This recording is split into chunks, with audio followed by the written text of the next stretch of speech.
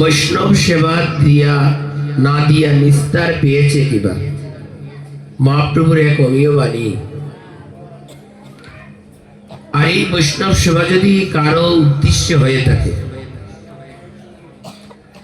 আর সেই ব্যক্তিকে উপলক্ষ করে যদি বৈষ্ণবগণ এখানে আগমন করে থাকেন, তাহলে মৃত আত্মার দুটি পথ একসাথে দর্শন হয়। একটা হলো বৈষ্ণব দর্শন, আর একটা হলো তীর্থ দর্শন। আর তীর্থ দর্শনই নয়, তীর্থের মধ্যে স্নানে অবগায়নও করে।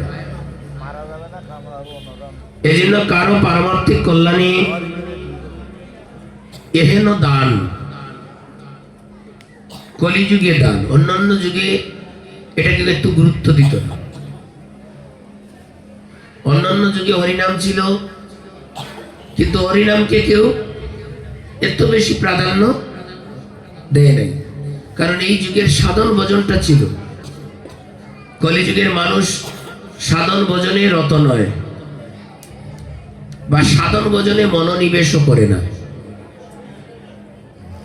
এই জন্য এই যুগে যদি কাউকে উদ্দেশ্য করে একসাথে আপনার 2, 3, 4, 5টা কর্ম সম্পাদন হয়ে যায়, এখানেই কলিযুগের ভজন হয়ে যায়।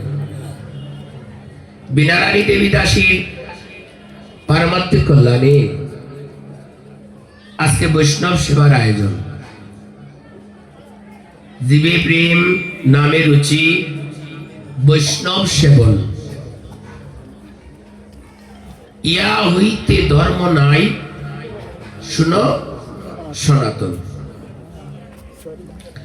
আজকে বিনারানী দেবী দাসীর পারমার্থিক কল্যাণে তার পুত্রদ্বয়, তার আত্মীয় স্বজন, বন্ধু বান্ধব আমাদেরকে একটা পথ দর্শন করে গেছে। খুব মনোযোগ দিয়ে শুনবেন, কথা বলবেন না।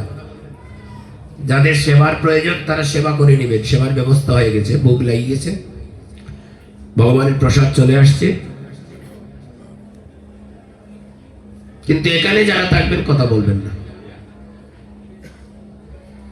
হরিনাম হইল ঔষধ, আর ভগবান কৃষ্ণের প্রসাদ হলো পথ্য, আর হরিকথা হলো অ্যান্টিবায়োটিক। হরিকথা শুনলেই হলো, শোনা মাত্রই আপনার মঙ্গলের দ্বার উন্মোচন হয়ে যায়। এই জন্য হরিকথাটা খুব মনোযোগ দিয়ে শুনতে হবে, অন্যদিকে মন নিলে হবে না। তো বলছি, এই দ্বারগুলো যে উন্মোচন করলেন, বৈষ্ণব দর্শন, বৈষ্ণবের সঙ্গে তীর্থ দর্শন, তীর্থের সঙ্গে মহাপ্রসাদের দর্শন, মহাপ্রসাদের সঙ্গে গোবিন্দের দর্শন, গোবিন্দের সঙ্গে বৈষ্ণব দর্শন, মহাপ্রসাদে গোবিন্দের সঙ্গে নাম ব্রহ্মণের দর্শন, নাম ব্রহ্মণ। তাহলে 4টার সঙ্গে আপনার যোগাযোগ হয়ে যাচ্ছে। মহাপ্রসাদ, গোবিন্দ, নাম ব্রহ্মণী, বৈষ্ণব, 4 জনের সঙ্গে হইবে আপনার সাক্ষাৎকার। এমনি এমনি হবে না। জীবে প্রেম যদি না হয়, নামে যদি রুচি না হয়। অন্যান্য যুগে নামের এত গ্রহণযোগ্যতা ছিল না, কিন্তু এই যুগে নামের গ্রহণযোগ্যতা অতি মাত্রায় জীবকে আকর্ষণ করছে। আপনি যদি দুয়ারে চৌকাঠ আছে না, দেখবেন মাঝে মাঝে একটা বাল্বে কিন্তু 2 গড় আলোকিত হয়ে যায় না। একটা বাল্বটা আপনার চৌকাঠের মধ্যে জ্বালাতে হয়, তাই যে 2 গড়, 2 দিকে, গড়ের বাইরেও দর্শন হবে, ভিতরেও দর্শন হবে, হবে কিনা?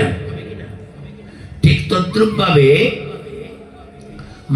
নাম ব্রহ্মণীকে যদি জিহ্বার মধ্যে স্থাপন করা হয়, তাহলে নাম ব্রহ্মণীর কৃপায় বাইরেও নামের আলো পড়বে, ভিতরের যত ময়লা আছে নামের আলোতে সমস্ত ময়লা দূরীভূত হয়ে জীবের মধ্যে কৃষ্ণ প্রেম দাবিত হবে। বলে যে নামে এই যে বৈষ্ণব সেবা দিয়েছেন, এই যে নাম, এই যে বৈষ্ণবের আগমন, এই যে মহাপ্রসাদ, এই যে গোবিন্দ, প্রত্যেকের সাথে যদি যোগাযোগ স্থাপন হয়ে যায় তাহলে কি আপনি নিস্তার পাবেন? বলে না, এখানে খুব মনোযোগ দিতে হবে। গোবিন্দের সাথে সম্পর্ক আছে। দেখবেন কোন শিশু সন্তান, ছোট ছোট শিশু করতাল বাজায়, কীর্তনের মাঝে করতাল বাজায়, পায়ের তাল ফেলে। আবার দেখা যায় অনেক বয়স্ক আছে, করতাল বাজাতে পারে না, পায়ের তালটাও ঠিক মতো, হাতের তালটাও ঠিক মতো দিতে পারে না। কেন পারে না? যে ব্যক্তি হাতের তাল বা করতাল অথবা একটু গানের সুর দিতে পারে না, ওর পূর্বজন্মের স্বীকৃতি কম ছিল।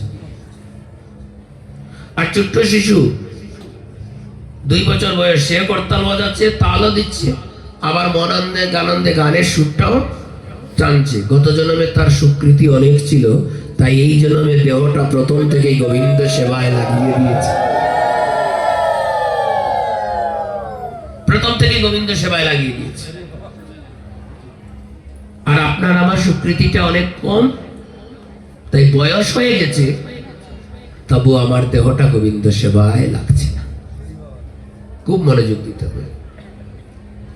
কর্মফল কাউকে ছাড় দেয় না। কর্মফল থেকে আপনি কখনো রক্ষা পাবেন না। আপনার কর্মফল ভোগ করতে হবে। আপনারা মহাভারতে বিশ্বদেবের নাম শুনেছেন, সবাই জানেন, অনেকে জ্ঞানী গুণী। আচ্ছা, বিশ্বদেবের তো জন্মটা হয়েছে কোথায়? গঙ্গার গর্ভে হয়েছে কিনা? গঙ্গার গর্ভে বিশ্বদেবের জন্ম হয়েছে। পবিত্র, গঙ্গায় স্নান করলে তার পাপ থাকে কিনা? থাকে না। তো গঙ্গার গর্ভে জন্ম হলো বিশ্বদেবের, তারপরেও তিনি গেল 18 দিন সরসজ্জায়, 58 দিন তিনি সরসজ্জায়, 58 দিন সরসজ্জায় শায়িত ছিলেন। কেন? তিনি তো গঙ্গার গর্ভেই জন্ম নিলেন, গঙ্গার গর্ভেই তিনি জন্ম নিলেন, তাহলে তাকে কেন 58 দিন সরসজ্জায় শায়িত হতে হলো? তাও তীর বৃদ্ধ হয়ে সমস্ত অঙ্গ ক্ষতবিক্ষত হয়ে গেল। যেদিন ভগবান কৃষ্ণচন্দ্র সরসজ্জায় বিশ্বকে দর্শন করতে গিয়েছিলেন, সেদিন বিশ্বদেবী ভগবান কৃষ্ণকে প্রশ্ন করলেন, হে বাসুদেব,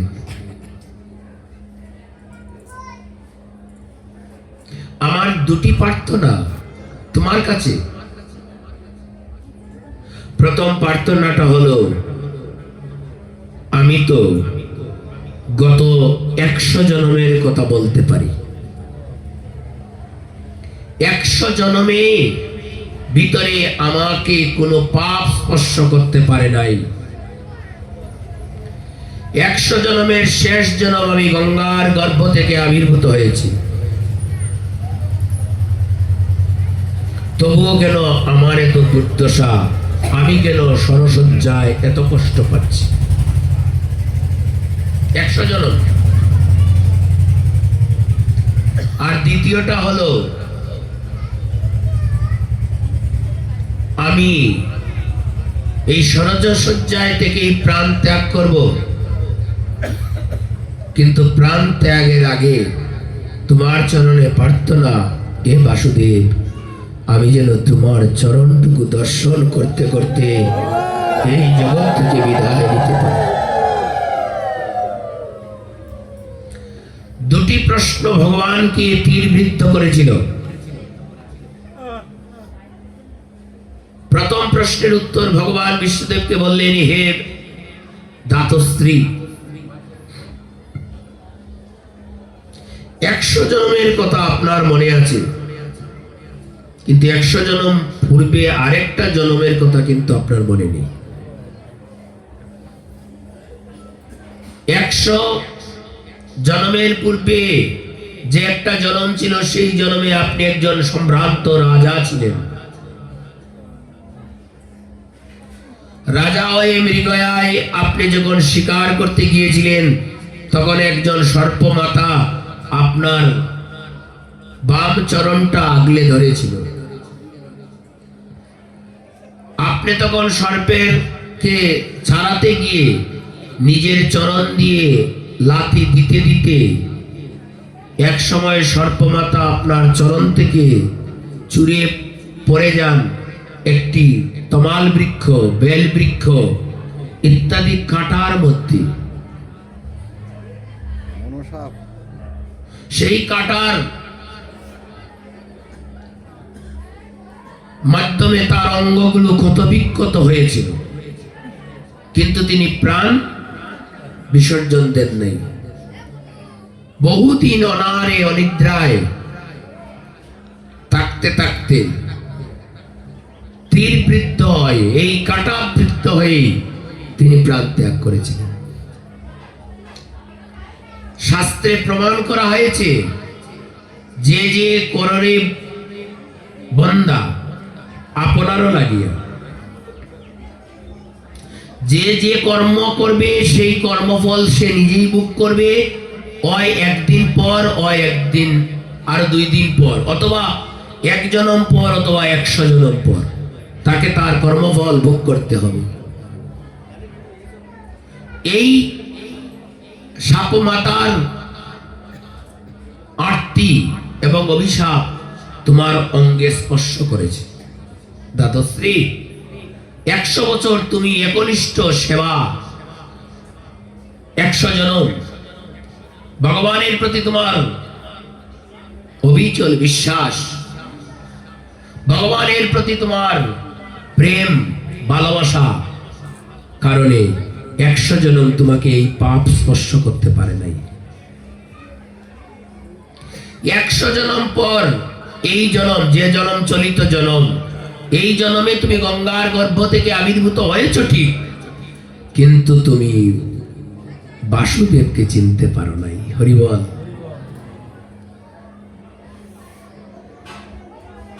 শত শত অপরাধ করো, তাতে যায় আসে না, কিন্তু মন প্রাণ যদি একনিষ্ঠ পাবে ভগবান কৃষ্ণ চরণে অবিচল বিশ্বাস, শ্রদ্ধা, ভক্তি, ভালোবাসা সংযুক্ত হয়, তখন ভগবান তার পাশে এসে দাঁড়ায়।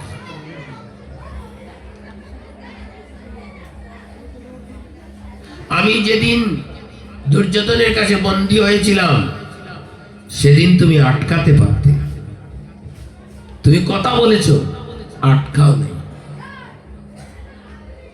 যেদিন দ্রৌপদী ভরা রাজসভার মধ্যে তার লজ্জা নিবারণের জন্য তোমাকে ডেকেছিল, প্রথম তোমাকেই ডেকেছিল। তোমার মতো প্রতাপশালী একজন বীর যে সভায় উপস্থিত থাকে, সেই সভায় একজন নারীর ইজ্জত কখনো হরণ হতে পারে না। সেই দিন তুমি একটা নারীর ইজ্জত রক্ষা করতে পারো নাই, এই পাপ থেকে তোমাকে কে রক্ষা করবে? হে দাতশ্রী, অন্যায় যুদ্ধে কুরুক্ষেত্রে বিশ্ব মহাবল মহাশয়,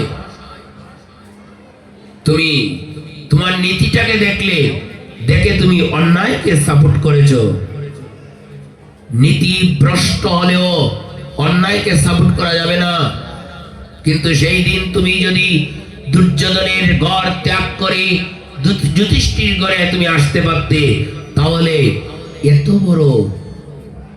বড় যুদ্ধ এই কুরুক্ষেত্র রণাঙ্গনে 56 কোটি থেকে আরম্ভ করে কোটি কোটি প্রাণহানি ঘটে গেল। পৃথিবীর ইতিহাসে আজ পর্যন্ত এত প্রাণহানি কোন যুদ্ধে ঘটে নাই যা তোমার কারণে সংগঠিত হয়েছিল দাতশ্রী। সেই দিন যদি তুমি দুর্যোধনের ঘর ত্যাগ করে তুমি যদি আসতে পারতে যুধিষ্ঠির ঘরে, ধর্ম রক্ষা হতো, প্রাণ রক্ষা হতো, নীতি রক্ষা হতো, শাস্ত্র রক্ষা হতো, জগৎকে কলঙ্কের হাত থেকে রক্ষা করা যেত। সেই একই সূত্রে গাথা হয়ে গেল। এই জাতি নারীর সম্মান দিতে পারে না, যে জাতি তার দেশের সম্মান দিতে পারে না, যে জাতি তার গুরু বর্গের সম্মান দিতে পারে না, দ্রোণাচার্য, কৃপাচার্য, মহান মহান গুরু আচার্য বৃন্দের সম্মান যে জাতি দিতে পারে না, সেই জাতি তো ভ্রষ্ট হবেই, ধর্ম তো নষ্ট হবেই, ধর্ম পতিত হবে।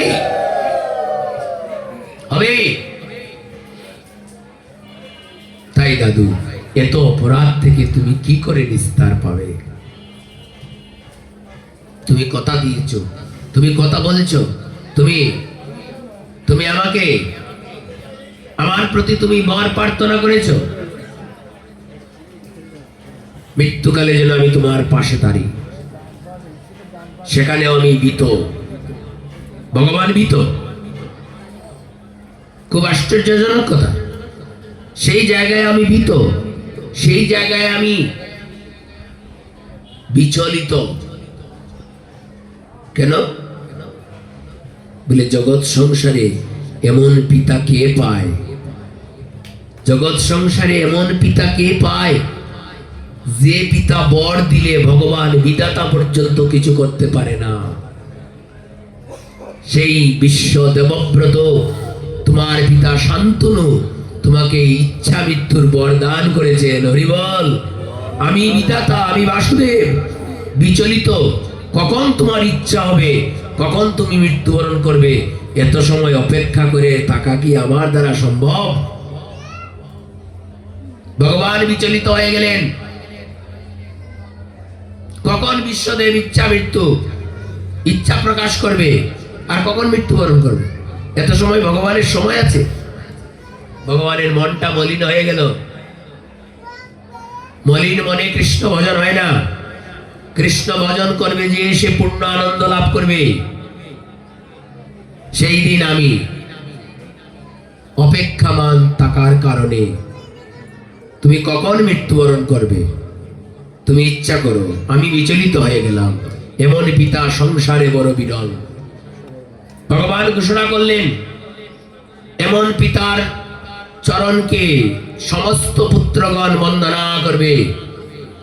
যে সংসারে পিতার ভজন হবে না, সেই সংসার, সেই সমাজ, সেই রাষ্ট্র ব্যতীত হবে। আরে বাবা, যেই ঘরে বাবার সম্মান রক্ষা হবে না, সেই ঘরে ধর্ম থাকে না। পিতা স্বর্গ, পিতা ধর্ম, পিতাই পরম তপ, পিতরি পিতিমা পণ্যে, পিয়ন্তে সর্বদেবতা। আপনি যদি আপনার ঘরে পিতাকে ভজন করতে পারেন, পিতা স্বর্গ, আপনাকে স্বর্গে যাওয়ার কোনো লালসা করতে হবে না। যদি এই গৃহে নিজের পিতাকে ভজন করে, পিতাকে সন্তুষ্ট করে সেবা করতে পারে, সেখানেই সে স্বর্গ লাভ করবে। পিতা স্বর্গ, পিতা ধর্ম। আপনাকে আলাদা ধর্ম পালন করতে হবে না,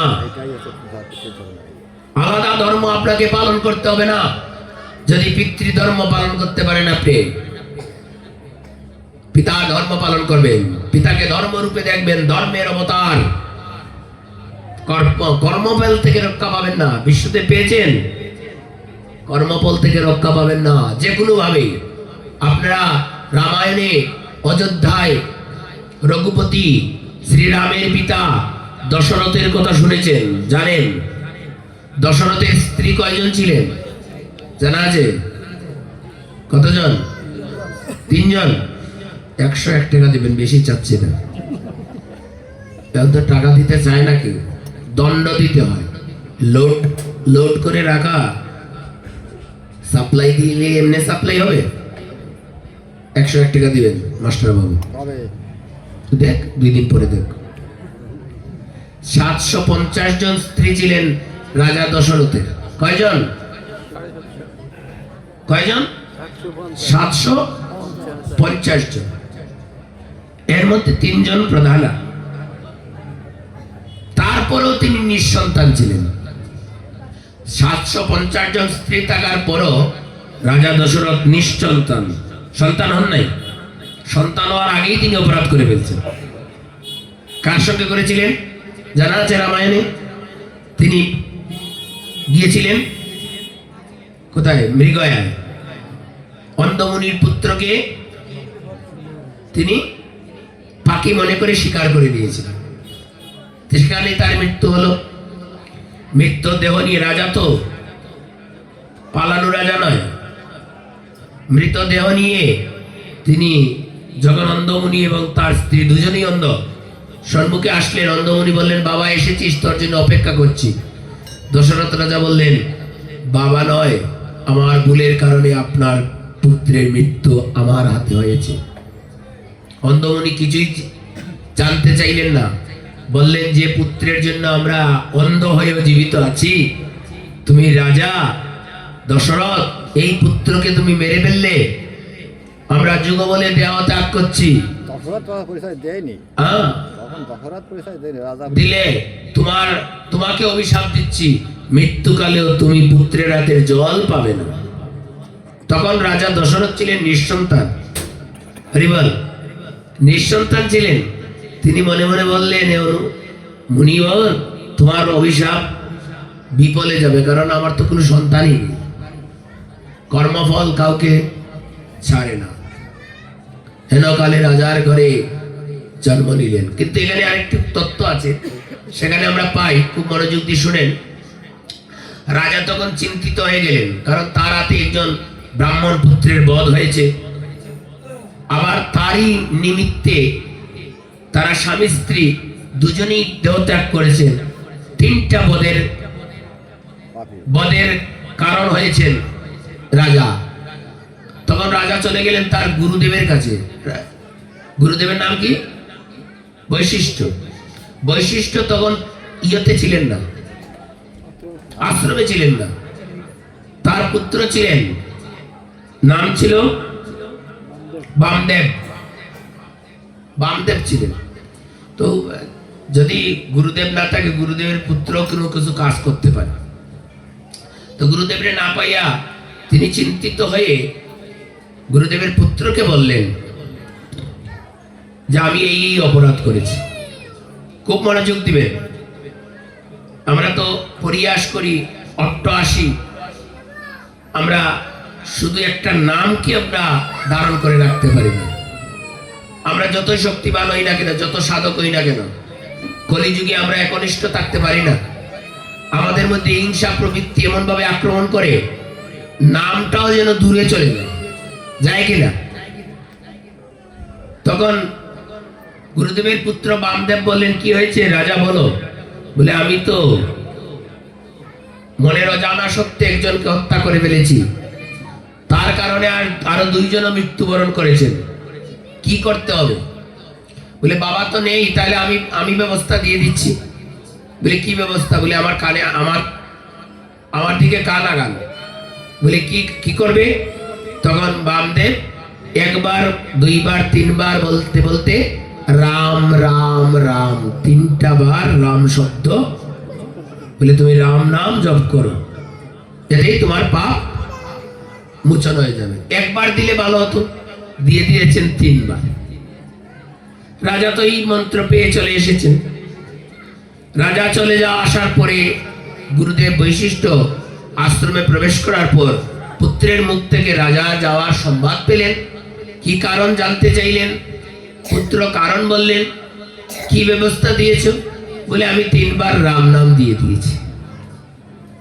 বৈশিষ্ট্য রাগান্বিত হয়ে বললেন, 1 বার রাম নামে যত পাপ হরে, পাপীর কি সাধ্য আছে তত পাপ করিতে পারে? তুমি 3 বার রাম নাম দিয়ে দিয়েছ, অপদার্থ। রাম নামের এত অপব্যবহার। আমি ব্রাহ্মণরা যদি না রামের নামের এত অপব্যবহার করে, নামের অপব্যবহার যদি ব্রাহ্মণরা করে একবার, দুইবার, তিনবার, কোন ব্রাহ্মণ পুত্র বা কোন ব্রাহ্মণ যদি নামের অপব্যবহার করে, তাহলে পরবর্তী জন্মে তাকে চণ্ডাল কুলে জন্ম নিতে হয়। দেখেন ব্রাহ্মণের অবস্থা। হে পুত্র, তুমি আমার ঘরে জন্ম নিয়েছ, তুমি ব্রাহ্মণ পুত্র, রাম নামকে অপমান করেছ, অভিশাপ দিলাম, তুমি চণ্ডাল কুলে জন্মগ্রহণ করো। সাবধান, খুব সাবধান, খুব সাবধান। পরবর্তীতে ব্রাহ্মণ পুত্র বামদেব বুঝতে পারলেন যে তিনি অপরাধ করেছেন, 3 বার রাম নাম নিয়েছেন। আরে তিনি তখন পিতার চরণে প্রেম ভক্তি প্রদান করে পিতাকে লক্ষ্য করে বললেন, হে পিতৃদেব, আমি বুঝতে পারি নাই একবার রাম নামে এত ফল হয়। যদি বুঝতাম তাহলে আমি একবারও দিতাম না, কিন্তু না বুঝে আমি 3 বার করেছি।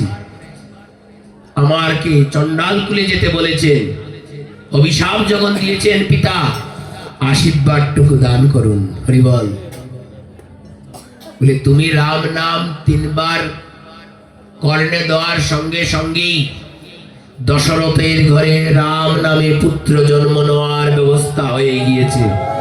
নিঃসন্তান রাজা, 4 অংশে তার ঘরে ভগবান রামচন্দ্র ভরত লক্ষ্মণ শত্রুঘ্ন রূপে আবির্ভূত হবেন। বলো বলো ভগবান রামচন্দ্র কি, ভরত রাজা কি, লক্ষ্মণ কি, শত্রুঘ্ন কি, রাজা দশরথ কি। আর তুমি যে চণ্ডাল কুলে জন্ম নিবে, তোমার নাম হবে গক চণ্ডাল। যে রাম নাম দিয়ে তোমার চণ্ডাল কুলে জন্ম হলো, এই রাম নামকে ভালোবেসে একদিন ভগবান তোমাকে মিতা বলে কুলে তুলে নিয়ে রাম নামের মর্যাদা দান করবেন। হরি বল, হরি বল। বাহ।